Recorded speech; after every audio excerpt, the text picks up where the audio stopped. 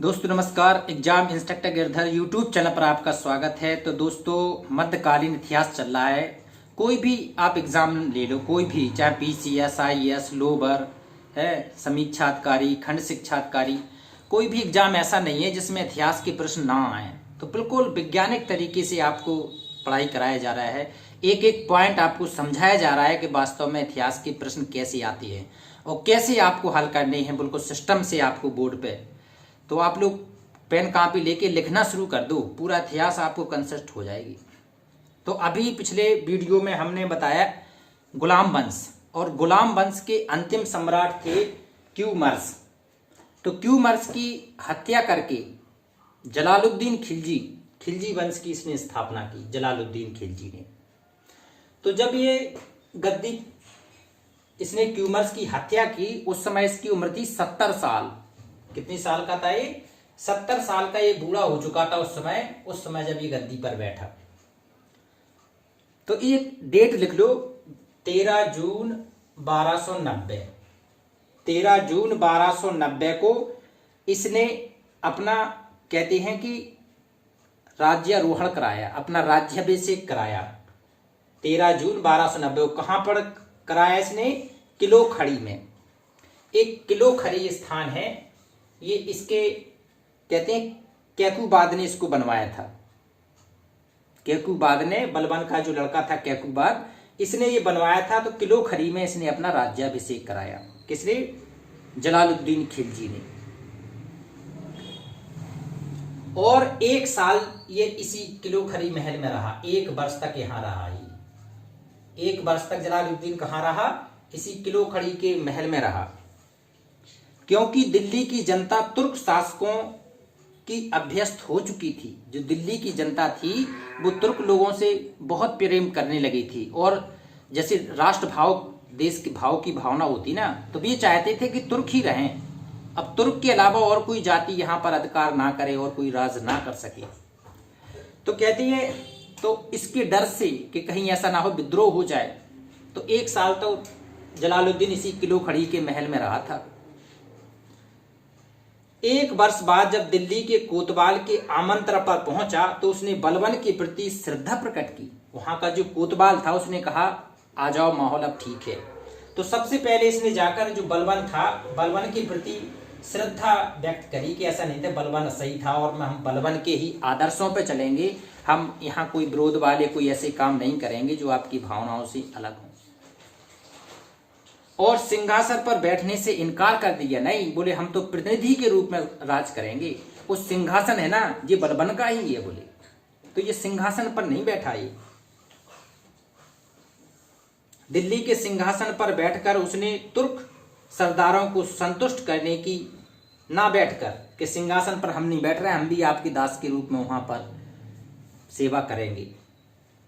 तो इसने ये तुर्कों को संतुष्ट करने के लिए जो नीति अपनाई थी वो सफल रही, क्योंकि विरोध नहीं हुआ। विरोध होता तो फिर ये घुसने नहीं देते। बलबन के भतीजे एक था मलिक छज्जू। इसने अब पॉलिटिक्स क्या करी कि जो बलबन वाले जितने भी महत्वपूर्ण लोग थे उनको पद दे दिए। बलबन के करीबी वालों को पद देना इन्होंने शुरू कर दिया। इनमें महत्वपूर्ण तो इसने क्या किया, जलालुद्दीन खिलजी ने, जो बलबन के वंशज थे, इनको संतुष्ट करने के लिए, उनमें एक था मलिक छज्जू। नाम लिख लो, मलिक छज्जू।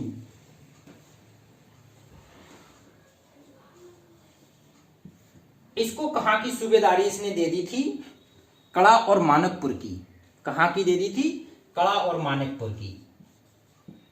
कड़ा मानिकपुर का इसको सूबेदार बना दिया। तो ये खुश हो गया।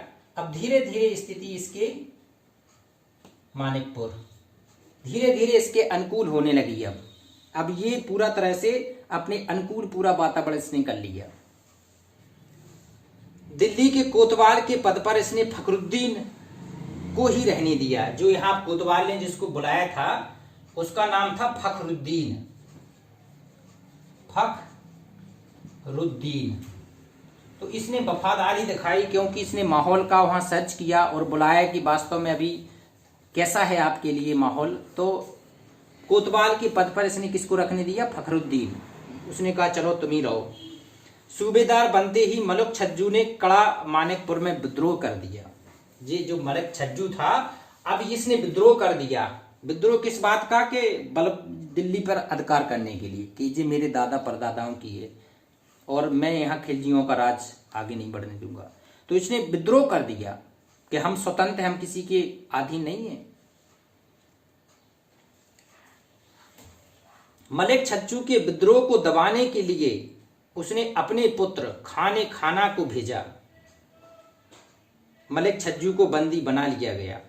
अपने पुत्र खाने खाना को भेजा। कहां भेजा? यहां पर कड़ा मानिकपुर, खानी खाना।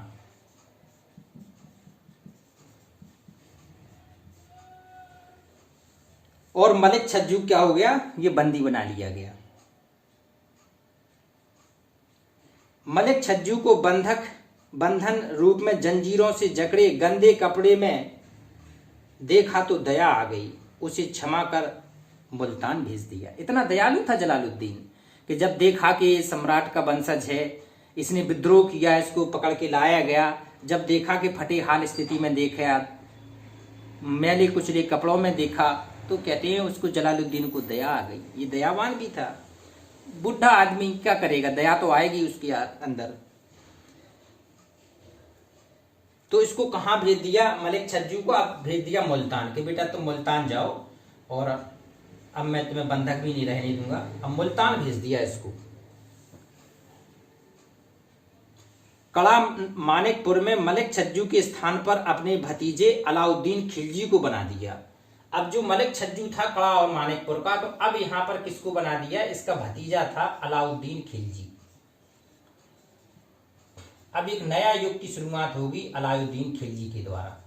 अब ये प्रश्न पूछा जाता है कि जब ये खिलजी जलालुद्दीन खिलजी था तो ये कहाँ का सूबेदार था? तो ये कड़ा और मानिकपुर के सूबेदार थे अलाउद्दीन खिलजी। ये आप लोगों को लिखना पड़ेगा। अलाउद्दीन कहाँ का था? कड़ा और मानिकपुर का।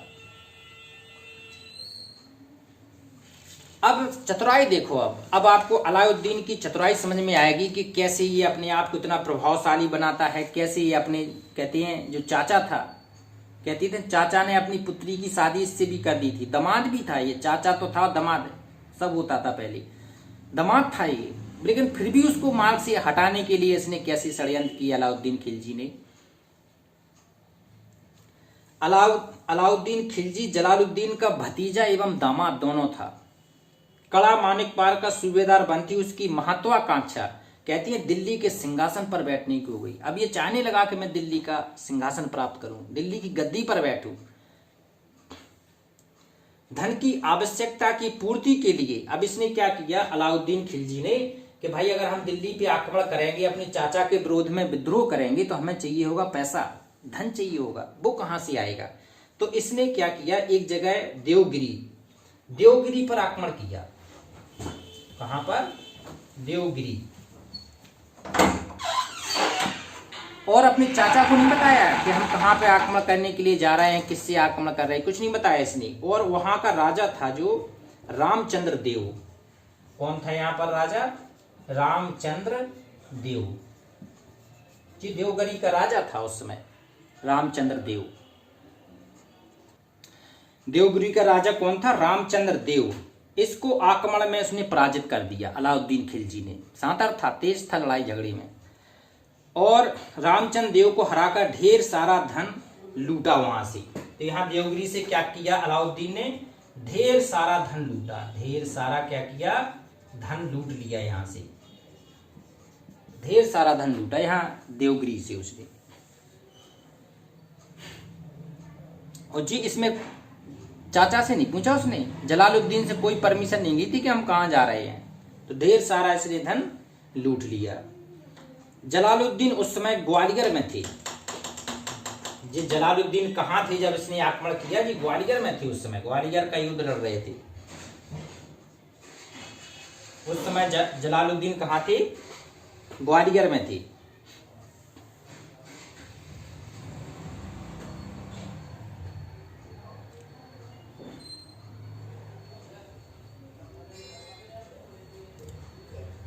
अलाउद्दीन की विजय पर वह बहुत खुश हुए।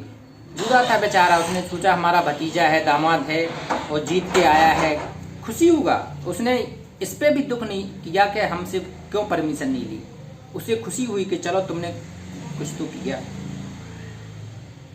दुख इस बात पर था कि बिना बताए ही आक्रमण क्यों कर दिया। दुख इस बात का था क्योंकि उसका अनुभवी था वो, तो एक मन में टीस थी कि तुमने बिना बताए क्यों चले गए देवगिरी लूटने।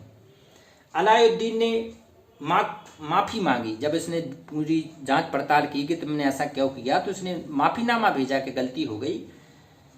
पूरा धन देने का वायदा किया कि मैंने जो लूट में लाए हैं वो पूरा धन आपको दे देंगे, हमें नहीं चाहिए, हम तो चले गए थे। कड़ा मानिकपुर में आमंत्रण किया और अपने जो चाचा थे उन्हें कहा कि आओ हम कड़ा मानिकपुर मिलते हैं, वहां पर ये मिलने के लिए बुलाया इसने, अलाउद्दीन खिलजी ने। अब देखना कैसा षड्यंत्र करता है अपने चाचा को मारने के लिए। अब अलाउद्दीन मानिकपुर पहुंच गया। अलाउद्दीन कहां पहुंच गया? मानिकपुर। जब जलालुद्दीन मिलने पहुंचा तो पैरों पर गिर पड़ा अलाउद्दीन कि जैसे ही कड़ा मानिकपुर, इसने कहां बुलाया था इसने अलाउद्दीन ने अपने चाचा को कि कड़ा मानिकपुर आ जाओ, वहीं मिलते हैं, वहीं आपको पूरा धन दे देंगे, आपसे माफी मांग लेंगे। कहां पर? कड़ा मानिकपुर, जहां का ये सूबेदार था। खुद नहीं गया कि हम चले जाएं ग्वालियर में ले आए या कहीं और चले, नहीं, खुद बुलाया।